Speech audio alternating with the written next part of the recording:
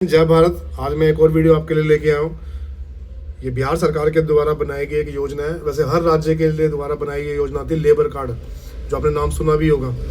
इसमें क्या होता है, लेबर कार्ड में क्या बेनिफिट होता है। जो लेबर के काम करते हैं, जैसे कंस्ट्रक्शन वर्कर हो गया या किसी फैक्ट्री में काम करते हैं, लेबर कैटेगरी में आते हैं। ये सरकार के द्वारा जो 90 दिनों का काम दिया था, उस योजना में काम आते हैं, मतलब योजना में काम वर्क करते हैं, तो उनको सरकार अलग अलग टाइम से एक योजना देती है। तो उसका मेन नाम है लेबर डिपार्टमेंट के द्वारा दिया जाता है।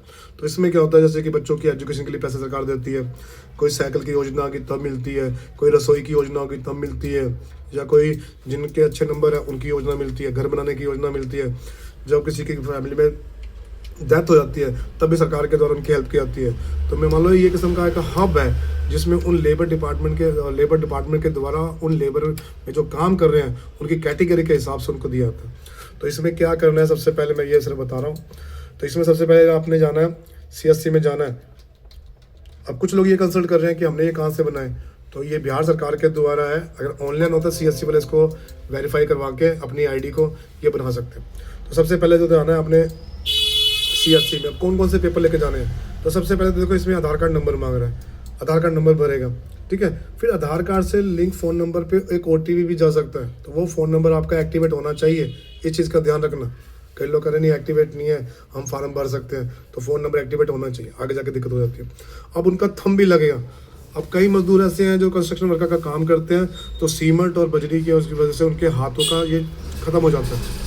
तो वो अपने पहले इसको एक्टिवेट करवाएंगे, एक बार आधार कार्ड सेंटर में जाके बायोमेट्रिक करवाएंगे, तभी वो बायोमेट्रिक डिवाइस में उनका अंगूठा आएगा, ये ध्यान रखना। तो कई बार ये इशू हो जाता है बायोमेट्रिक का, तो इन चीज़ों को वो ध्यान रखेंगे। तो जैसे ही ये चीज़ों का ध्यान रखेंगे उसको आगे वेरीफाई कराएं, ठीक है। तो आगे का पेपर लगेगा, तो एक लगेगा उनका मोबाइल नंबर, मेल ID। और मोबाइल नंबर कौन सा, जो आधार कार्ड से लिंक है, जो वो रेगुलर चला रहे हैं, वो देना। दूसरा क्या, मेल ID। मेल ID कैसे वेरीफाई करेंगे, कई लोग मुझसे कहते हैं कि हमें तो मेल ID पता ही नहीं है। तो देखो ये है स्मार्टफोन, ये स्मार्टफोन के अंदर जाओगे तो यहाँ इसके अलग कैटेगरी आती है। देखो यहाँ M का निशान बना हुआ है, यहाँ आप क्लिक करोगे, ये क्लिक करने का सबसे ऊपर लिखी होगी मेल ID, यहाँ होती है मेल ID, ठीक है। तो ये जो M का निशान है, जैसे क्लिक करोगे ये M का निशान आ जाएगा, यहाँ आपकी मेल ID होगी, वो आप इसको फिल कर सकते हो।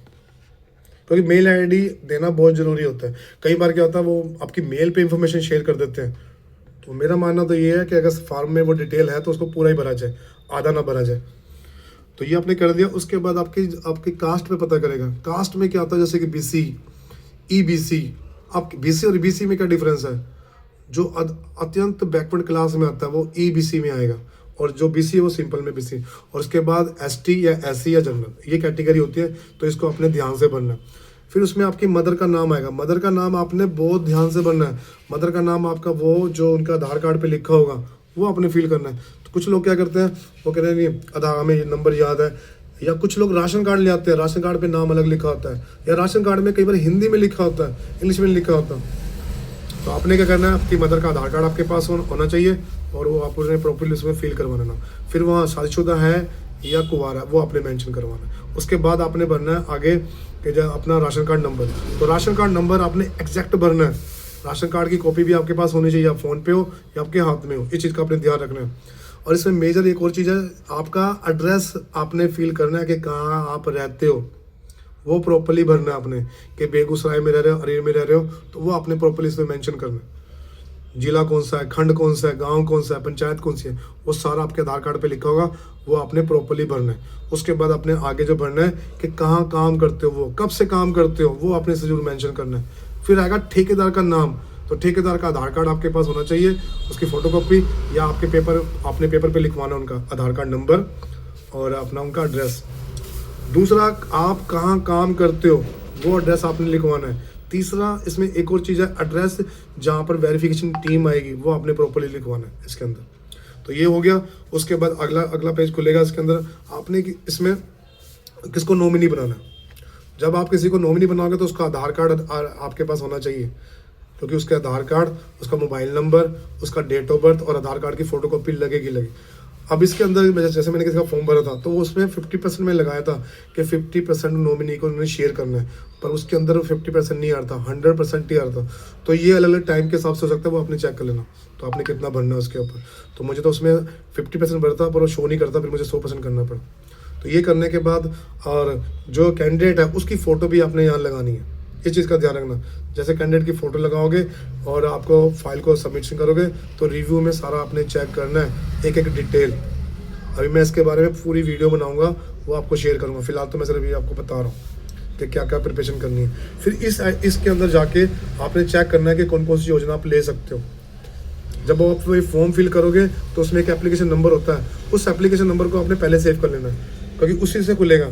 और यहाँ डेट ऑफ बर्थ डाल देना, तो जो एप्लीकेशन जो यहाँ योजना आ रही है भर सकते हो, और यहाँ से एक्मुलेट नंबर निकाल सकते हो कि जो आपने फॉर्म भरा है वो भरा गया है भी नहीं गया, तो यहाँ से निकाल सकते हो। अगर साइड बार बार इशू दे रही है, आपका कंप्यूटर नहीं लग पा रहा, बार बार बंद हो रहा है, आपने 2 स्टेप कर ली, तीसरे स्टेप में आके अटक गया फाइल, तो आपने क्या करना है, यहाँ पर जाके आपने क्लिक करना है, एप्लीकेशन नंबर या आधार कार्ड नंबर यहाँ फिल करना है, उसके बाद यहाँ क्लिक करना है। जैसे क्लिक करोगे तो उनका थंब लगेगा तो ये साइड खुल जाएगी, ठीक है।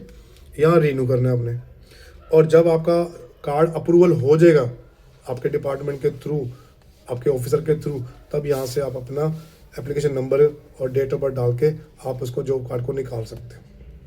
यहाँ पर आपकी सारी जानकारी मैंने आपको दे दी है। अब ये मैं एक एक स्टेप आपको बताऊंगा कि फॉर्म भरना कैसे है वो, ताकि आपको दिक्कत ना हो। तो फिलहाल तो मैंने आपको बता दिया कि कैसे आपने फॉर्म फिल करना है, और सॉरी मैंने आपको ये बता दिया कि कौन कौन से पेपर आपने लेके जाने हैं, और हो सके तो बैंक की कॉपी भी आपके हाथ में हो, ठीक है। तो बैंक की कॉपी का भी मेजर रोल है। जय हिंद, जय भारत। ऐसी वीडियो में बनाता रहूँगा, आपने देखना है, शेयर करना है, एक दूसरे के साथ हेल्प करनी है, तो जितनी भी ज़्यादा योजना हो तो मिल सके। तो एक रिक्वेस्ट है मेरी, आपके आधार कार्ड एक्टिवेट होना चाहिए, आपका नाम प्रॉपर्ली होना चाहिए, आपका एड्रेस प्रॉपर्ली होना चाहिए, और इसके अंदर आपके जो बायोमेट्रिक है वो सही होने चाहिए। आप सही जानकारी दोगे तो आपके कोई पेपर अटकेगा नहीं, अगर आप सही जानकारी नहीं दोगे तो आपको इशू आ जाएगा। जय हिंद, जय भारत।